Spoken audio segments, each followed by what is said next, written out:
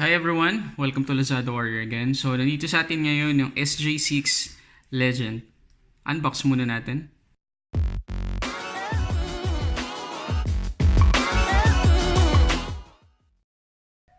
Okay, so ito yung itsura ng package niya guys. So, sa labas makikita agad natin yung ilang specification SJ6 Legend.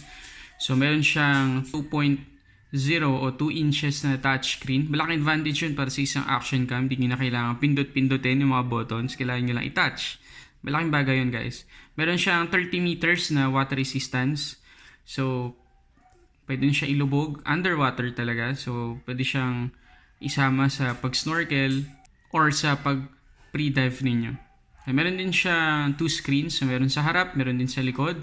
Meron siyang gyro stabilization, katulad pa rin ng M20 na ni-review natin. Andito yung link, ayan, lilitaw dito. Meron ding gyro stabilization, so kahit na handheld lang yung pagkuha nyo ng video gamit yung SJ6 Legend, hindi siya shaky. Pagkatapos, meron siyang 4K resolution, so pwedeng iset yon na nasa 24 frames per second. Tapos, sa likod, nandito pa iba yung specification guys. Lalagay ko na lang yung link dito sa description sa baba para makita niyo yung full specification sa website ng SJCAM. Okay, pagkatapos sa gilid makikita ninyo yung mga accessories o yung items sa loob ng box. Okay, so meron siyempre unit, yung waterproof case at marami pang iba. Tapos nandito yung mga QR code para ma-download natin yung application ng SJCAM. Okay, so open natin. Slide lang natin tong isang part. Tapos ito siya guys. So makikita natin agad yung SJ6 Legend na nasa kanyang waterproof case.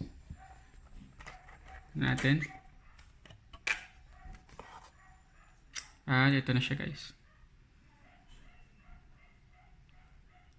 Okay, so dun sa M20 na nireview natin, makikita agad natin yung malaking difference nila. Ano? So, try natin tanggalin siya sa case.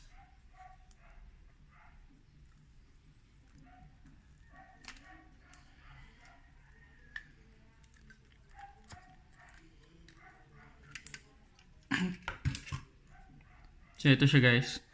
So, makikita agad natin yung camera. Tapos yung secondary screen para hindi nyo natingnan sa likod palagi yung ilang details. No? Hindi naman ito yung view na nakikita ng camera, no? Pero may ilang details na madi-display dito mamaya makikita natin.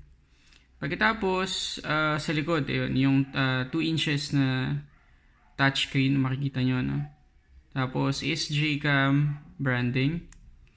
Sa gilid meron pa rin siyang buttons, so meron siyang power tsaka quick settings buttons. Tapos power button, siguro shutter button na rin to, makikita natin mamaya, no?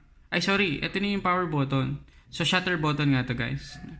Pagkatapos, dito ay yung HDMI mini port, tsaka USB port, at yung micro SD slot. Tapos, meron siyang, I think, speaker to, tsaka microphone. Tapos, sa ilalim, yung kanyang tripod na, or pwedeng ilagay yung tripod nyo dito. Tsaka ibang accessories ng SJ6 Legend. Tapos, nandito yung kanyang at syempre, nandito yung lalagyan niya ng battery. Okay, so tingnan naman natin yung ibang accessories. By the way, ito yung waterproof case niya guys. Okay, so merong button sa gilid. Okay. Tapos, dito sa top part, makikita natin ibang accessories. Hindi ko na isa-isahin yan guys, napakadami niyan. Meron din dito, napakadami accessories ng SJCAM palagi sa kanilang mga action cam. Ayan. Tapos meron din yung may isa pang frame, no? Or case. Tapos meron din manual, tapos yung kanyang pamunas. Ayan. Okay. So nandyan sa description sa baba guys yung link ng full list ng mga items na nasa loob ng box na to. Okay, so yun yung ating quick unboxing ng SJ6 Legend. Hindi ko naman napapakita sa inyo kung ano itsura niya pag turn on. Gusto kong i-separate yun sa isa pang video para dire-diretso na tayo sa pag-test na SJ6 Legend. Okay guys, maraming salamat ulit sa panonood.